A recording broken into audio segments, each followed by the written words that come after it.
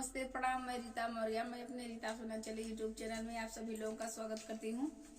और दोस्तों, मैं आज आप लोगों को एक शिव चर्चा में गाए जाने वाला शिव भजन सुनाने जा रही हूँ।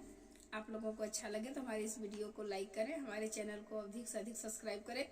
दोस्तों, इधर बीच में अब वीडियो तो नहीं अपलोड कर पा रही थी क्योंकि आज मेरा गला भी बहुत खराब है। तो आप लोगों से रिक्वेस्ट है कि हमारे आवाज़ पे ध्यान न दे करके थोड़ा गाने पर ध्यान दीजिएगा और हमारे इस खराब आवाज़ को भी आप लोग थोड़ा प्यार आशीर्वाद दीजिएगा अपना।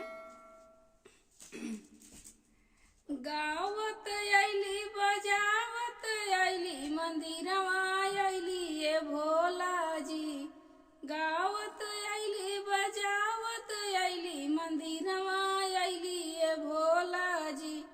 तोहरे दरसनिया में परेशानिया भैला ये भोला जी। तोहरे दरसनिया में परेशानिया भैला ये भोला जी। सिंदूरा दिहा टिकुलिया दिहा चुनरिया दिहा ये भोला जी। सिंदूरा दिहा टिकुलिया दिहा चुनरिया दिहा ये भोला जी।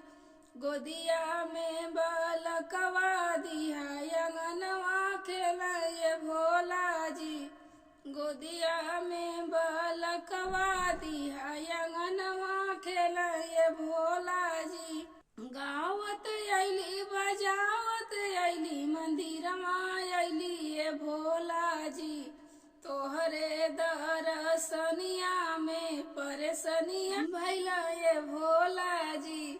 तोहरे दरसनिया में परेशानिया भैला ये भोला जी। सासू दिहा ससुरा दिहा ननदिया दिहा ये भोला जी। सासू दिहा ससुरा दिहा ननदिया दिहा ये भोला जी। मांगी का से नूरवा बढ़े सजनवा दिहा ये भोला जी। मांगी का से नूरवा दिहा सजनवा बढ़ा ये भोला जी।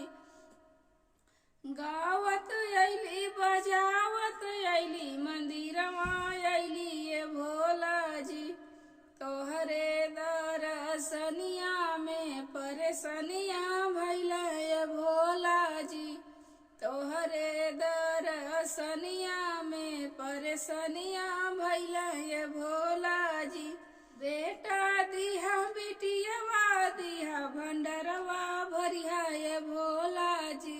तोहरे दरसनिया में परेशानिया भैला ये भोला जी। गावत आइली बजावत आइली मंदिरमा आइली ये भोला जी।